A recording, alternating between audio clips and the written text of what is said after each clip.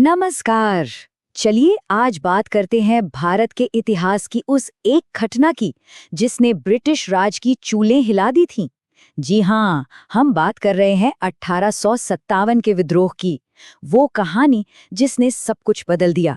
तो बात शुरू होती है 1857 में। मार्च, अप्रैल, मई ये 3 महीने ऐसे थे जब घटनाएं इतनी तेजी से घटीं कि किसी को संभलने का मौका ही नहीं मिला। पहले मंगल पांडे का हमला, फिर उन्हें फांसी और फिर मेरठ में सिपाहियों का खुला विद्रोह। पर देखिए, ये सिर्फ कुछ तारीखें नहीं हैं। ये तो एक ऐसे ज्वालामुखी के फटने के संकेत थे जो न जाने कितने दशकों से अंदर ही अंदर खौल रहा था।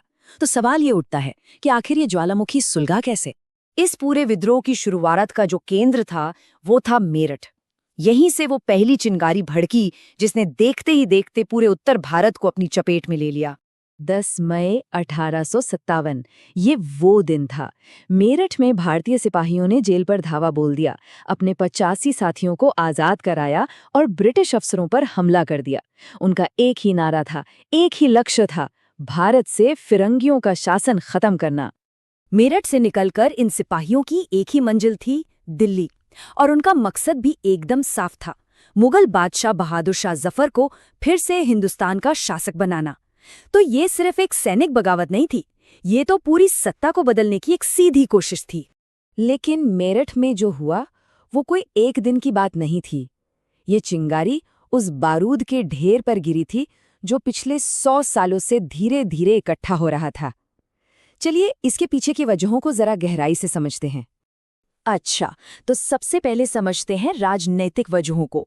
हो क्या रहा था कि ईस्ट इंडिया कंपनी धीरे धीरे मतलब एक एक करके राजाओं और नवाबों की सारी ताकत छीन रही थी। उनकी अपनी सेनाएं भंग की जा रही थी, उनसे टैक्स वसूलने का हक छीना जा रहा था। और तो और झांसी हो, अवध हो, एक एक करके रियासतों पर कब्जा हो रहा था। मतलब ऐसा लग रहा था कि मानो ताबूत में आखिरी कील ठोकने की तैयारी हो, और वो थी मुगल सल्तनत को हमेशा के लिए खत्म कर देने की योजना। राजनीति के अलावा लोगों की आर्थिक कमर भी तोड़ी जा रही थी। गांव का किसान हो या जमींदार, सबके सब भारी भरकम लगान और वसूली के सख्त तरीकों से बिल्कुल पस्त हो चुके थे। हालात इतने खराब थे कि लोग कर्ज न चुका पाने की वजह से अपनी पुश्तैनी जमीनें तक खो रहे थे। ये गुस्सा गांव में घर घर में सुलग रहा था। इसके साथ ही एक और डर था। लोगों को लग रहा था कि उनकी सामाजिक और धार्मिक परंपराओं पर सीधा हमला हो रहा है। अंग्रेजों ने सती प्रथा रोकी, विधवा विवाह को कानून बनाया और ईसाई मिशनरियों को काम करने की पूरी आजादी दे दी। बहुत से भारतीयों को ये पक्का यकीन हो गया था कि अंग्रेज उनका धर्म, उनकी संस्कृति सब कुछ नष्ट कर देना चाहते हैं। और आखिर में वो लोग जिनके हाथ में बंदूकें थीं, यानी कंपनी की अपनी सेना के सिपाही, वो अपने वेतन और सर्विस की शर्तों से पहले ही नाराज थे। ऊपर से एक नया कानून आ गया कि उन्हें लड़ने के लिए समुद्र पार भी जाना पड़ सकता है, जिसे वो अपने धर्म और जाति के खिलाफ मानते थे।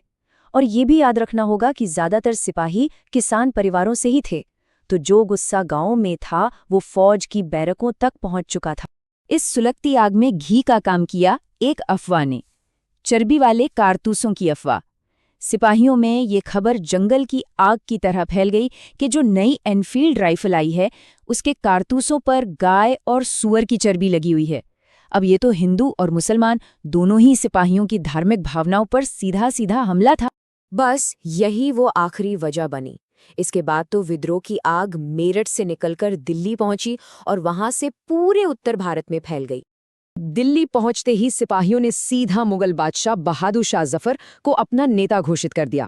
सच तो यह है कि बादशाह पहले थोड़ा हिचकिचा रहे थे, लेकिन सिपाहियों के जोर देने पर उन्हें ये मांग माननी पड़ी। और बस इसी एक कदम ने इस सैनिक बगावत को एक बड़ा राजनीतिक विद्रोह बना दिया, उसे एक चेहरा दे दिया। बहादुर शाह जफर के नाम से देश भर के राजा रजवाड़ों को चिट्ठियां भेजी गईं, जिसमें अंग्रेजों से लड़ने के लिए एक साथ आने की अपील की गई थी। उनके नाम से कई शासकों को ये उम्मीद जगी कि हाँ, अगर मुगल शासन वापस आ गया तो शायद वे भी पहले की तरह आज़ादी से अपना राज चला पाएंगे। और इस अपील का असर भी हुआ। उत्तर और मध्य भारत के अलग अलग कोनों से कई बड़े नाम सामने आए। कानपुर में नाना साहेब, लखनऊ में बेगम हजरत महल, झांसी में रानी लक्ष्मीबाई और बिहार में कुंवर सिंह। शासक, जमींदार, सिपाही सबके सब अंग्रेजों के खिलाफ एक साथ खड़े हो गए। विद्रोह की शुरुआती कामयाबी ने अंग्रेजों को हिला कर रख दिया था, लेकिन उन्होंने हार नहीं मानी। कंपनी ने अपनी पूरी ताकत के साथ इस विद्रोह को कुचलने का फैसला कर लिया। अंग्रेजों ने एक बहुत ही सोची समझी रणनीति अपनाई। सबसे पहले तो इंग्लैंड से और फौजें बुलाई गई। फिर विद्रोहियों को बिना लंबी सुनवाई के फौरन सजा देने के लिए नए कानून बनाए गए। और आखिर में दिल्ली, कानपुर, लखनऊ जैसे जो मुख्य केंद्र थे, उन पर एक एक करके हमला बोल दिया गया। सितंबर 1857 तक अंग्रेजों ने दिल्ली पर दोबारा कब्जा कर लिया। आखिरी मुगल बादशाह बहादुर शाह जफर पर देशद्रोह का मुकदमा चलाकर उन्हें रंगून भेज दिया गया, जहां गुमनामी में ही उनकी मौत हो गई। ये विद्रोह के लिए एक बहुत बहुत बड़ा झटका था। दिल्ली का गिरना तो बस शुरुआत थी। इसके बाद तो मानो एक एक करके विद्रोह के सारे किले ढहने लगे। लखनऊ, झांसी, बिहार, हर जगह विद्रोही नेताओं ने बहुत बहादुरी से लड़ाई लड़ी, लेकिन अंग्रेजों की संगठित सैन्य ताकत के सामने वो ज्यादा देर टिक नहीं पाए। विद्रोह को बहुत बेरहमी से कुचल दिया गया था, लेकिन इसके नतीजे बहुत दूर तक जाने वाले थे। इस एक घटना ने भारत में ब्रिटिश शासन का पूरा चेहरा ही हमेशा के लिए बदल दिया। इस विद्रोह का सबसे बड़ा नतीजा निकला 1858 में, जब ब्रिटिश संसद ने एक नया कानून पास किया। इसके तहत ईस्ट इंडिया कंपनी का राज खत्म कर दिया गया और भारत का शासन सीधे ब्रिटिश महारानी के हाथों में आ गया। अब गवर्नर जनरल को वायसराय कहा जाने लगा, जो सीधे क्राउन का प्रतिनिधि था। यही नहीं, सेना से लेकर सामाजिक नीतियों तक अंग्रेजों ने हर चीज में बदलाव किया, ताकि 1857 जैसी कोई घटना दोबारा कभी ना हो सके। तो सवाल ये उठता है कि 1857 की ये घटना क्या थी?